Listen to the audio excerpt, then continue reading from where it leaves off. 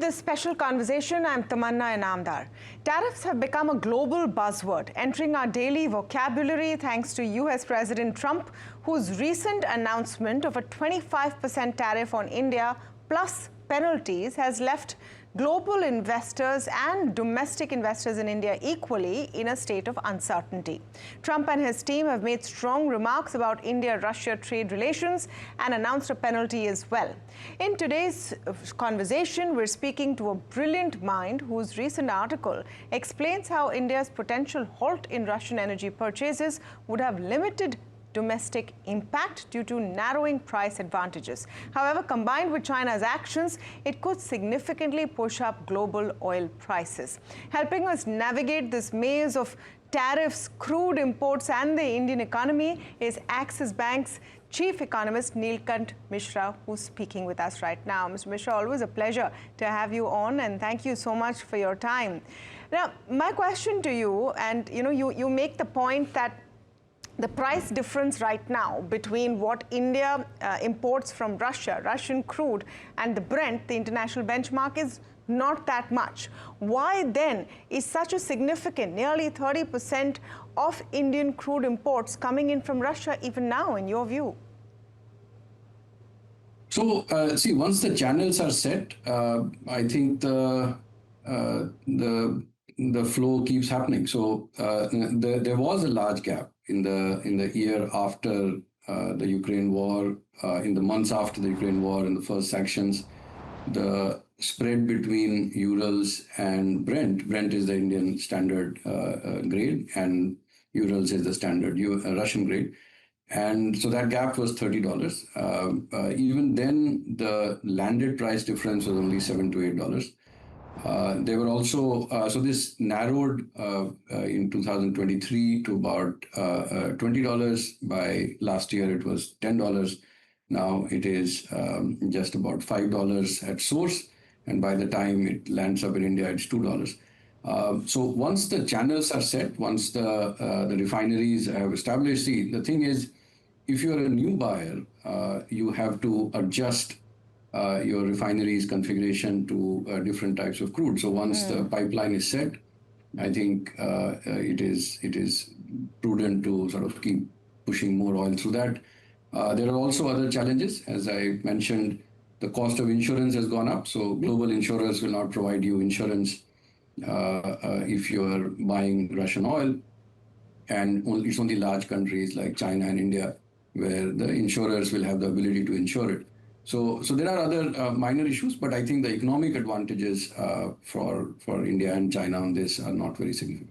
So there's two parts to it. One is that if India doesn't import from Russia, imports from elsewhere, our oil bill might not go up significantly, but there will be an impact on the global oil market, isn't it? Yeah, so let's go through the maths. So Russia produces, give or take, 9.5 million barrels a day, of which about 7 million barrels a day worth of crude oil and products, because they also have excess refining capacity, so they also sell out products, of which about 4.5 million, 4.7 million barrels is actually seaborne crude. I'm sorry, it's crude. Of which about 4 million barrels a day is seaborne crude. Now, India and China are nearly 3/4, if not more, of the seaborne crude market. Now, if India and China both stop buying, see, China also has a pipeline, which is a terrestrial pipeline, which supplies directly, which I think would be hard to stop. There are very long-term contracts and all that. So if, say, suddenly you have, 2.5 to 3 million barrels going out in terms of demand or in terms of supply, the prices can go up significantly. So there are inventories in the channel. You must have seen OPEC increased supply by about 500,000 barrels last month. So there may be some offsetting. There could be some additional shale oil from the US that can come in. But it's a reasonable assumption that if this quantum of supply of Russian oil is no longer being bought and India and China start buying from other sources, then the prices of Brent, etc., could go up by $10-15 from where we are. $10-15. You've already seen close to a $5 spike, I think, in the last few months. So you're looking at Brent possibly at the 80-85 levels then? Yeah, that is possible. So there's a significant amount of uncertainty on this. The economies globally are slowing. There are other tools that can be used to increase supply. But that's as the world is today. If these kind of increases can result in prices going to those levels. So the one part of it is the math, like I said. The other part is getting pushed to do something just because someone wants it. And I know it might not be only in the realm of spreadsheets, Neelkanth, but I think it's an important factor, isn't it? That should India and China stop these supplies because Trump is finding it so egregious and holding it as a bargaining chip for this trade deal. On balance, do you think it's something that India, and let me talk about India, should then give up? Frankly, in geopolitics, it's like in street fights. It is better not to let emotion and anger cloud your judgment. Everything is about economic rationale. Does it make sense? Does it make, if you're going to be losing out on, say, $2 a barrel, and if you do some broad estimates, it's like $1 to $2 billion a year. Is it worth picking a fight and jeopardizing other interests? It makes no sense. In fact, this sense of bravado that look, the U.S. has imposed duties and we must fight back, and if the U.S. president seems to be insulting India through his words, that we should somehow find a way of insulting the U.S. as well, would be actually very narrow-minded, and it's almost like telling your teenage boy to slug the guy back if someone is insulting you. I mean, I think that's childish, churlish. It is prudent to take a more balanced view, which I think, thankfully, is what the government is doing. No, fair enough. But the childish and churlish kind of behavior is coming from the other side right now. And I think not just India, the world is figuring out how to grapple with these daily twists and turns. It has turned into a street fight, hasn't it, Neelkanth? As relationships mature, you will find that there will be many more dimensions to it. So, in fact, the day that the president, the U.S. administration imposed or announced the 25% duties on India, right next to that in the newspaper on the front page was the launch of NISAR. There are significant technology transfer agreements that have been signed. There is a potential Quad summit coming up. And in fact, we have to start getting used to what the diplomats would say, the absence of binaries, meaning that no relationship will be of a 100% friend or 100% enemy. We have to learn to navigate complicated waters. As one of the thinkers said, that you have more fights within the family than outside. And I think that's the way we have to have a stable head on this one. There is a 25% duty. It is 5% higher than what, say, Vietnam or Indonesia landed up at. Many of those countries are also not very happy with where they've landed. Is Canada in any way less of an ally? Is Europe anyway less of an ally? We just have to learn to live with it. And we find other ways of navigating and seeing how we can get capital or technology or other types of relationships with the US. So these are slights that shouldn't be forgotten as we think about, and it actually validates the decision that India made to be strategically neutral. But at the same time, I think getting emotional about some of these slides is counterproductive. Okay, now that's a good point, but let's talk about what the cost is. And you have a breakup on the cost of tariffs as well.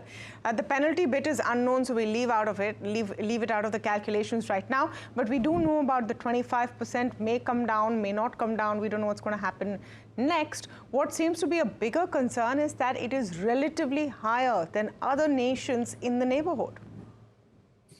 Absolutely. So the first thing is that the 25% tariffs, remember that they still don't include electronics and they don't include pharmaceuticals. So there is the Section 232 investigation in the US, which is going on.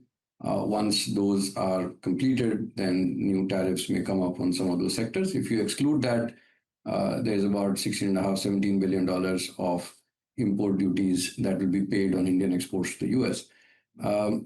Compared to $2.5 billion or so that existed in CY24, or about, I would say, $7–8 billion post-April, where the 10% duties were available everywhere. If you add the fact that most countries have settled at about 15%, the disadvantage is give or take $5 or $6 billion for India. What is far more important, I think, at this stage is that the increased burden will mostly fall on the US consumer.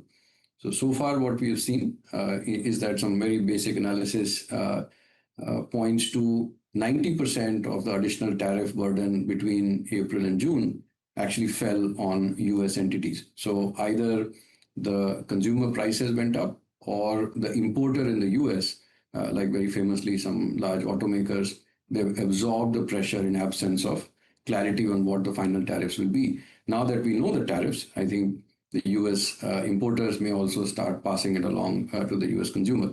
So it is quite possible that 80–90% of this burden actually falls on the US consumer itself, and the exporters will not be terribly disadvantaged. Will this 5% extra, say if you're competing with Indonesia or Vietnam, will this mean that it becomes much harder for Indian apparel exporters or footwear exporters to actually compete against the Vietnamese and Indonesians? Absolutely. Is there a way that state and central governments can come together and work on reducing the supply? And this is where, from a policy-making perspective, it has to be all hands on deck. It's not just about monetary and fiscal subsidies, but can we strategically bring down the costs of manufacturing and make India more competitive? And I think those are the steps that you need to take. The monetary impact of that actually may not be more than a few $1 billion. So I would also not try to over-exaggerate the impact of this on the Indian economy. What is the hit to GDP that you see? See, if the additional cost, remember that the $2.5 billion had already become $7.5–8 billion even before 1st of August. And on the 1st of August itself, as the 7th of August in this case now, the increase, given that most countries have settled at 15, so the only options you had were 15 or 20, there is an additional $3–6 billion of impact that can be felt. Now, that in a 4 trillion economy is, a few basis points. More importantly, as I said, 80–90% of this cost would actually end up being borne by the US consumer. So the impact on the Indian importer could be actually even smaller than that, or Indian exporter could be even smaller than that. So I don't expect this to be very meaningful. I've seen estimates of 20–30 basis points of GDP that some people have put out.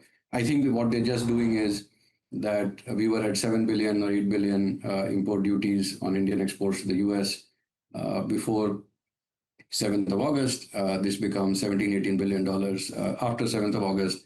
That $10 billion is about 25 basis points of GDP, which I think is overly simplistic. You have to see what the alternative was. The alternative wasn't 10%, it was 15 or 20%. And on top of that, a very large part of that cost is going to be borne by the US importer, the consumer, and therefore the impact on Indian exporters will not be that meaningful.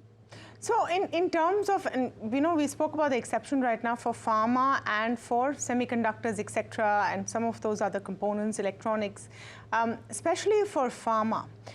What do you think is going to be the impact for the Indian pharmaceutical sector? If you look at two primary exports, and of course there are many more, I would look at textiles perhaps and pharma. For pharmaceutical companies, does this become a huge pain point? Because Trump is reiterating again and again that he wants cheaper drugs and access to cheaper drugs for people in the United States. So there are. It's not just about cheaper drugs. I think they're also looking at strategic autonomy or less dependence on imported drugs. So remember that a lot of the initiatives that the US is taking now in shoring up its local manufacturing base on things like ships and cars and pharmaceuticals is also potentially that in case in the next 5–10 years there was a hot war, can we sort of keep ourselves protected from unnecessary threats. So it's not just the cost of imported drugs. It's also about strategic autonomy and local dependence. Now, on the cost of drugs, remember that Indian drugs exports, while they are very large, they are mostly only generics. So in a $7 or $10 or $14 prescription selling at a Walmart or Walgreens or even on Amazon, only about 20-30 cents would be the cost of the drug, cost of the tablet or the capsule. A bulk of it is actually the cost of dispensing, the cost of the pharmacist, the cost of retailing, the inventory, and all of that. So those things don't change. And on the generic side, the cost of manufacturing in the US is 80-85% higher than that in India. Is it possible that they threatening 200% import duties? I think those are mostly intended for Europe. But if Europe on branded drugs is going to settle at 15%, which seems to be the case, though let's see what Section 232 investigation throw up. But if those kind of duties are imposed on India, 15%, I think that most likely will get passed on because frankly there is no other alternative, and it doesn't materially change the cost of prescription. So if the cost reduction exercise is mostly as regards the branded drugs. It's not the generics drugs, which is a small number. As regards strategic autonomy, I think there is a need, I think, and there may be, and already Indian companies are starting to set up factories in the US, and to some critical drugs, maybe there will be a requirement and they will shift manufacturing. So I do expect some impact, but I don't think it will be very meaningful. In terms of what you said before, bravado and a churlish response, what is the measured response that India should take as an economy right now, apart from what the diplomats are doing and the conversations and the negotiations? Apart from that, Neelkanth, I'm talking about what we should be doing. There have been a lot of suggestions that have come up, some of them saying, let's lower the rate of GST, let's make manufacturing more effective, is something that you have said. There have been calls for buying and consuming more Indian, and all of those things. Do you think this is truly an opportunity, or all of these comments are a bit of rhetoric? So let's take a step back. One very deep thinker, because he's a very seasoned, a very senior politician in a country, in a closed door meeting, he once mentioned that one of the tragedies of India is that its large size and its glorious history.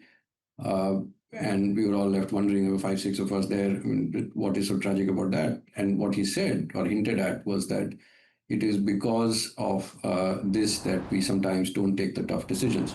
I think building consensus in the sixth of humanity is very difficult. And it is only when there is an external threat that people sort of understand that it is in everyone's collective interest to not be holding back progress. Because whenever you take any decision, someone or the other is going to be on the losing side, even though collectively it means that the aggregate output goes up and it's in everyone's interest in the country's future. But sometimes, small interest groups can hold back big decisions. It is threats like these, it is situations like these where you're feeling cornered, that there are two powers trying to sort of position against each other, and in the process you're kind of getting squished. It's an opportune time to build consensus on tough decisions. And I think that whatever happens, and this is not a new thought, I've been talking about it for many months, more than a year, that domestic demand is going to be absolutely critical as we go forward. And the domestic demand has to come from real estate. I think we have to unlock supply side restraints on the building of housing, because everyone needs better quality housing. Good quality housing adds to productivity. Construction of that housing creates a lot of jobs and demand for materials, and that then starts to create a multiplier. Similarly, I think urban infrastructure, where we have really struggled, Those of us in Mumbai now ooh and ah about the coastal road and the metro rail and all that. Why can't we do that for Yeah. 1,000 cities in India? So I think those are going to be extremely important. I think GST rationalization.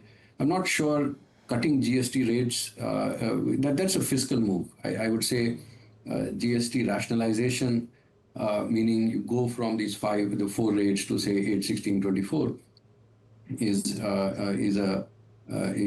it would be a wiser choice. I would say actually 10 and 20 would be an even wiser choice. But for that to happen, there needs to be political resolve to move from the lower rate from 5 to 8 or 5 to 10. And I think those tough decisions, maybe this is the time that we take them. Um, just on the point of demand and consumption, domestic demand that you talked about, curious to know what you're thinking about some of the numbers that we're seeing as India Inc. reports Q1. And FMCG seems to have surprised on the positive among others. Is there a recovery in sight that we are not perhaps pricing in fully as far as Indian equities are concerned, especially on urban consumption? Okay, so let's think about what has happened. See, for a very large part of India's economy, food is a very important part of the basket, the consumption basket. We tend to think that higher agri prices are great for the rural economy or the poor, but that's absolutely not true. So out of the 22, 23 crore people who call themselves engaged in farming, about 10, 11 crore people are landless workers on farms. Of the 11, 12 crore people who have land, only 3 to 4 crore people have marketable surpluses. So most of the farmers are subsistence farmers. Basically, they don't have surplus food coming out of their land parcels, so they actually have to work on non-farming jobs as well to supplement their income. So if food prices fall for a very large part of the economy, it opens up space to consume other goods, and therefore I'm not surprised that FMCG volumes have actually recovered. I think it's a 1 or 2, maybe 3-quarter phenomenon. After that, I would expect it to taper down. The phase of economic development that we are going through, labor is in surplus. Labor will be in surplus for quite a while. Capital will be in shortage, so labor will not have the pricing power, and therefore real wage growth is likely to be constrained. The only way to improve the quality of, or at least the pace at which real wages rise, is by getting the economy to grow faster. So therefore, removing supply constraints is something that becomes very critical. The recovery in FMCG sales is something that is heartening, but I don't think it will sustain beyond a few quarters, because the underlying reason is that food prices are no longer growing as much. On the whole, I think the economy is still struggling because the vicious cycle of weak credit growth slowing down the economy, and the slowing down of the economy creating stresses on the loan quality side, and then the banks and the NBFCs further pull back, and then the whole cycle worsens. But with the significant amount of monetary easing that we have seen, it is, I think, reasonable to expect that by the end of this calendar year, that credit growth starts to pick up meaningfully, and that then brings the economy back into an upward momentum, and then the virtuous side of the cycle will start playing out. In terms of what you're observing so far in first quarter earnings, is there a tinge of disappointment or a setup for maybe a better second half of the year? The better second half of the year, I've maybe spent too many years in the markets. Hearing that. I see businesses need to be optimistic. I think all of us need to be optimistic about the future. So to say that second half will be better is for want of a better word, takiya kalam. That so you say that because you expect it to happen, because you can't keep telling your team that look, things are going to be bad forever. So the outcomes, or at least the expectations from the first quarter, I think were reasonably muted to start with. At least the first 60% of the results that we have seen for the BSE 200, there seems to be, at least the large number have actually met expectations. In some cases, the commentary is actually a bit weaker than what was expected. And therefore, I would say at the margin, the results are a bit disappointing. Okay, so the Takia Kalam is not going to do for now, and you're seeing that in how the markets are responding as well. Thank you so much, Neelkanth. Always a pleasure to sit down and have this conversation. Thank you. Thank you for having me. All right, so Neelkanth Mishra there, talking very clearly about what the cost would be for India to wean off Russian crude and saying that on balance, it might not be a bad bargaining chip to give as we negotiate tariffs with the United States.